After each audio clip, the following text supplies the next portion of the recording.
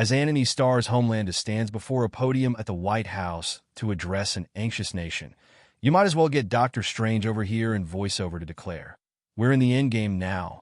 The Boys Season 5, now in production, will be the final run of the R-rated superhero satire series that began in 2019 and grew to become one of Amazon's top shows.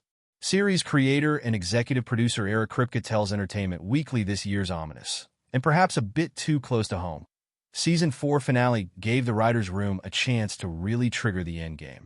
It's just such a gift to know, as a filmmaker anyway, when your story's ending because you know when to just blow the doors off it and completely change the world of the show, Kripke says. You don't have to maintain it because you've got 6 more seasons. You got to squeeze out of it that it's time to bring on the endgame. So, that's what that finale was built to do. He confirms the big developments of that episode, which dropped on Prime Video July 18th, are big setups for Season 5. Huey, Jack Quaid, solidly learning what it means to be human, Butcher, Karl Urban, completely committing to being a monster, and Homelander successfully taking over every single thing and changing the country into basically a Homelander-led kingdom, Kripke points out. Instead of having a villain talk about a thing they're going to do, which then our heroes stop from coming to pass, it's just so fun that he really did it, he says. He took over the country. It's his country now. What does that look like in Season 5, and how do our characters fight against it?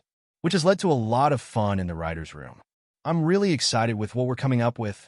While The Boys may be ending, the other spin-offs live on. Gen V, the college-set spin-off, continues on with the forthcoming Season 2. Meanwhile, Vought Rising, a prequel following Jensen Ackles' Soldier Boy and Aya Cash's Stormfront, was announced over the summer. No one's really done a period superhero show that deals with U.S. history, with Joseph McCarthy and Judy Garland and Ronald Reagan and Hoover. Kripke comments on the latter. I think it's just such a fascinating idea for a show, whether the boys existed or not. That's the bar he's looking to hit whenever another idea for a spin-off comes up. Quality control to me is the most important thing. That each one of these series is fun to watch on its own, he adds. It doesn't need the other one to exist. Spin-offs, Kripke notes, were not even a twinkle in my eye when he first started work on The Boys Season 1.